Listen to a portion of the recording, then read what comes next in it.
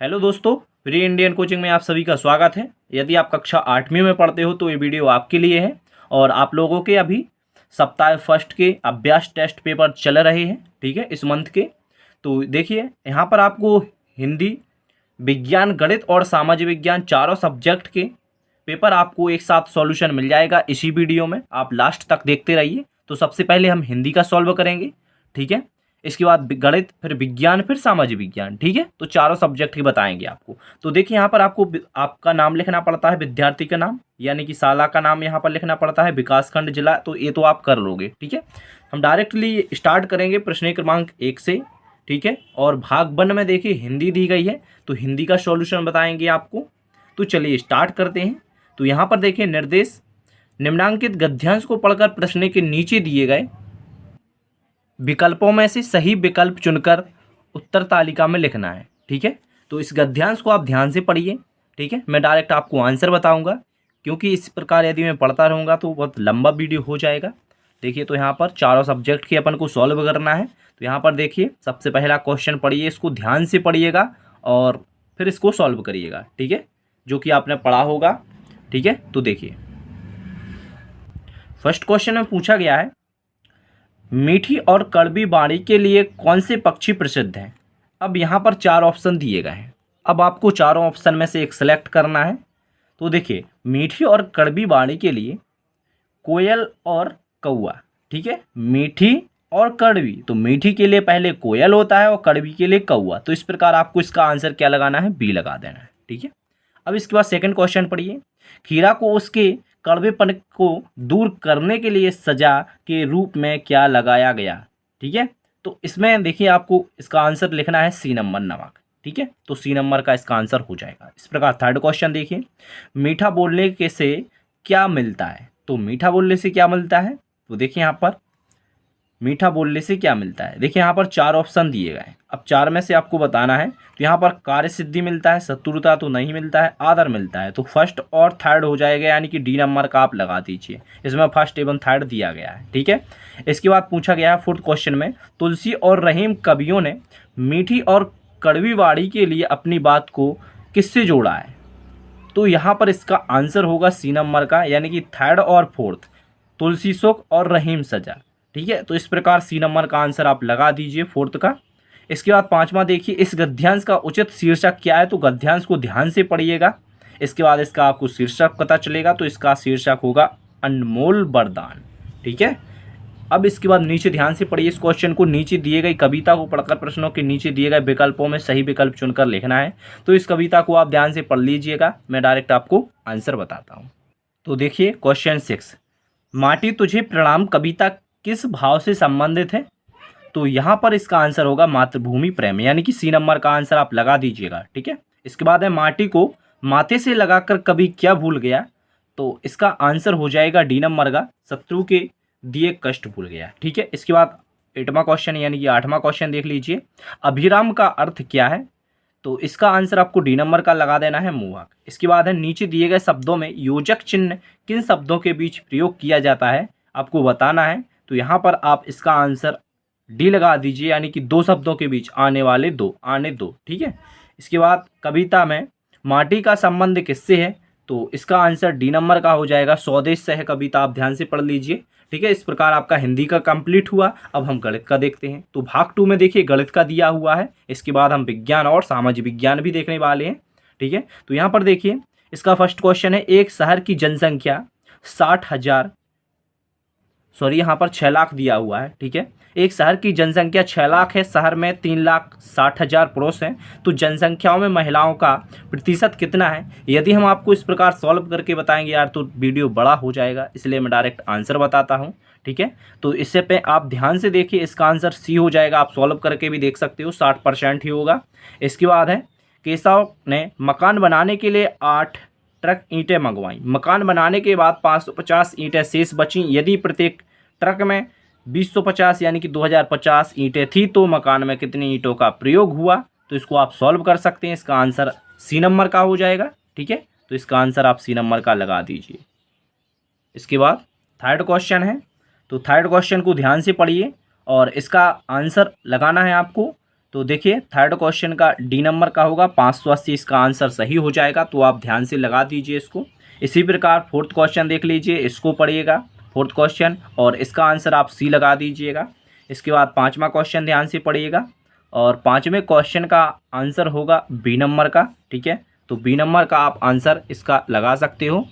इसके बाद छठवां आता है, तो छठवें क्वेश्चन को ध्यान से पढ़िएगा, और इसका आंसर आप बी नंबर का लगा दीजिएगा 1160, ठीक है।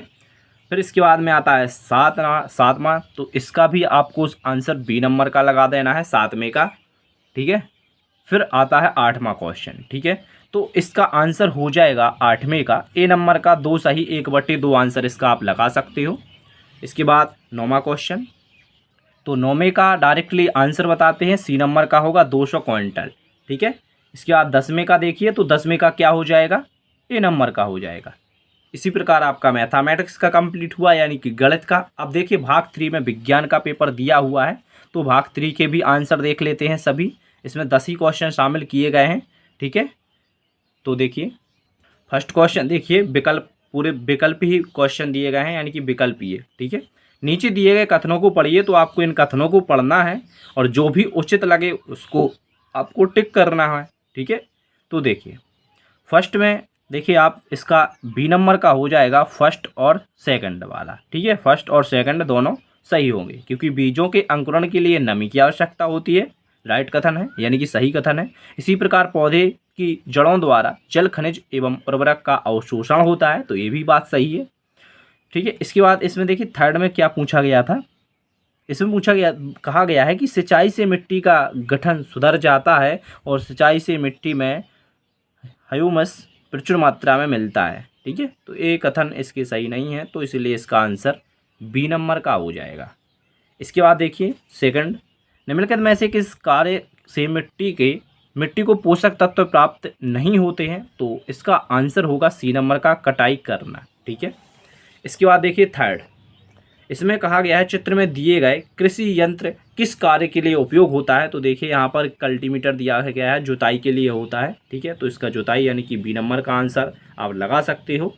इसके बाद फोर्थ देखिए, बूझों ने पौधा लगाने के लिए 2 गमले तैयार किए, किस गमले में पौधे को ह्यूमस प्रचुर मात्रा में मिलेगी, तो यहाँ पर देखिए 2 गमला है, तो इसमें आपको आंसर बताना है, तो इसका क्या हो जाएगा, गमला आ हो जाएगा, यानी कि ए नंबर का आंसर हो जाएगा। अब इसके बाद देखिए फिफ्थ क्वेश्चन देख लीजिए, चित्र दिया हुआ है, अब इसको ध्यान से क्वेश्चन को पढ़िए और इसका आंसर बताना है, तो इसका आंसर आप ए नंबर का लगाना है आपको, ठीक है। तो देखिए यहाँ पर 4 ऑप्शन दिए गए हैं, तो इसमें से आप फर्स्ट वाला लगा दीजिए। इसके बाद प्रश्न क्रमांक 6वां है, तो इसमें देखिए एक नमी युक्त रोटी को किसी डिब्बे में ढककर कुछ दिनों तक रखने पर उसमें फफूंद आ जाती है, फफूंद की वृद्धि के लिए कौन सी परिस्थिति उत्तरदायी है, तो 6वें नंबर का है, तो इसका आप ए लगा दीजिएगा, ए सही हो जाएगा इसका, ठीक है, ए नंबर का। अब 7वें नंबर में देखिए ध्यान से पढ़िए इसको, अब इसमें देखिए क्या होगा, 7वें नंबर का ए हो जाएगा, चित्र आ हो जाएगा। इसमें पूछा गया था नीचे दिए गए पौधों के चित्र में किस पौधे की जड़ नाइट्रोजन स्थिरीकरण का कार्य करती है, चित्र आ देख लीजिए आप ध्यान से। इसके बाद 8वां है, सी नंबर का इसका आंसर होगा, ठीक है। तो यहाँ पर आप देखिए सी नंबर का इसका आंसर लगा दीजिए। इसके बाद 9वां क्वेश्चन देख लीजिए ध्यान से, और इसका आंसर आपको क्या लगाना, देखिए यहाँ पर सही जोड़ी दी गई है, तो मिलाना है, तो सही किसका होगा ये बताना है, ठीक है। तो इसका सी नंबर लगा दीजिए कि पहला का थर्ड होगा, यानी कि ए नंबर का थर्ड वाला हो जाएगा। इसी प्रकार देखिए सभी कुछ दिया गया है, ठीक है। इसके बाद लास्ट क्वेश्चन है 10वां, तो इसका आंसर आप डी लगा दीजिए, सही आंसर होगा, ठीक है। तो इस प्रकार विज्ञान का भी कंप्लीट हुआ। अब देखने वाले हैं सामाजिक विज्ञान का, तो देखते रहिए लास्ट तक वीडियो। सामाजिक विज्ञान का भी जल्द हम 10 क्वेश्चन सॉल्व करने वाले हैं, यानी कि आपको बताने वाले हैं सॉल्यूशन इसका।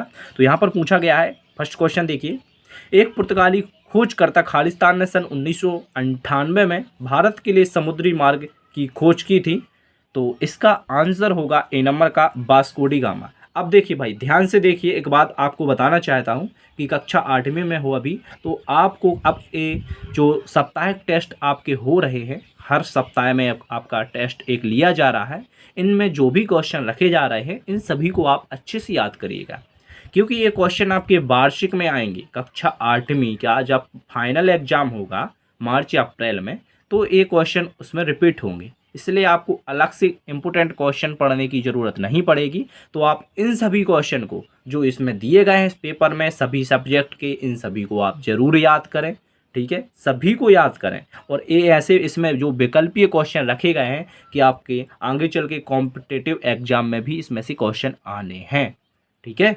इसी प्रकार के क्वेश्चन आपके कॉम्पिटिटिव एग्जाम जो भी आप दोगे जॉब के लिए, ठीक है, या फिर कोई भी एंट्रेंस एग्जाम, तो इसी प्रकार के क्वेश्चन उसी में पूछे जाते हैं। तो इन सभी को आप ज़रूर याद करें, ठीक है, ध्यान से पढ़ें। इसके बाद दूसरा देखिए, इसमें दिया गया है खालिस्तान ने प्लासी की लड़ाई में सिराजुद्दौला के विरुद्ध ईस्ट इंडिया कंपनी ने नेतृत्व किया था। तो इसका आंसर हो जाएगा सी नंबर का लॉर्ड कर्जन ने, ठीक है। दूसरे नंबर का इसका आंसर ए वाला होगा, रॉबर्ट क्लाइव, कर्जन नहीं होगा, ठीक है, एक गलत बता दिया था, ए वाला होगा, ए नंबर का लगा दीजिएगा आप। इसके बाद थर्ड वाला देख लीजिए, खालिस्तान शांति निकेतन से संबंधित है, तो रविंद्रनाथ टैगोर यानी कि सी नंबर का इसका आंसर आप लगा दीजिए।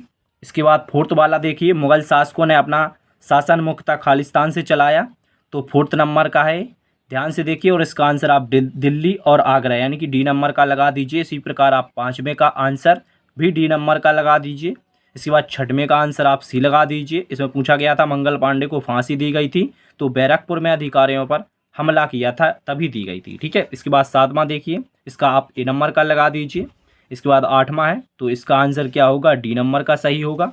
अब इसके बाद बात कर लेते हैं नौवां और दसवां, तो नौवें का बी नंबर का हो जाएगा और 10वें का डी हो जाएगा। अब देखिए 10 में पूछा गया था कौन 1857 के विद्रोह का हिस्सा नहीं था, तो ग्वालियर का मराठा शासक, ठीक है। तो डी नंबर का इसका भी आंसर हो जाएगा। इसी प्रकार देखिए आपके चारों सब्जेक्ट कंप्लीट हुए, हिंदी, गणित, विज्ञान, सामाजिक विज्ञान, 4 ही सब्जेक्ट थे, तो चारों मैंने कंप्लीट कर दिए। आशा करते हैं आपको इस वीडियो से कुछ हेल्प जरूर मिली होगी। तो इसे लाइक कर अपने जितने भी दोस्त हैं सभी को शेयर कर दीजिए, ताकि सभी बच्चों की हेल्प हो सके जो कि क्लास 8 में है, यानी कि कक्षा 8वीं में है। तो प्लीज़ इसे वीडियो को ज़्यादा से ज़्यादा अपने दोस्तों में शेयर करें। Thank you.